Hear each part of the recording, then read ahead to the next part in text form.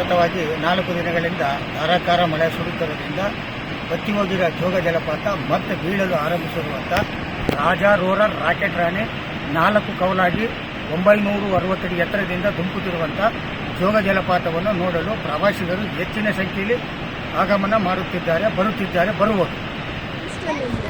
ಅಲ್ಲಿ ಮಳೆ ಈ ಥರದ ಮಳೆ ಈ ಹಸಿರು ಯಾವುದೂ ಇಲ್ಲ. ಇಲ್ಲಿ ಬಂದು ನೋಡಿದ್ರೆ ಹುಟ್ಟಿದಾಗಿಂದ ಬರಬೇಕು ಅಂತಿದ್ವಿ, ಇದೇ ಫಸ್ಟ್ ಟೈಮ್ ಬರ್ತಾ ಇರೋದು. ಮಕ್ಕಳನ್ನು ಕರ್ಕೊಂಡು ಬಂದಿದ್ದೀವಿ.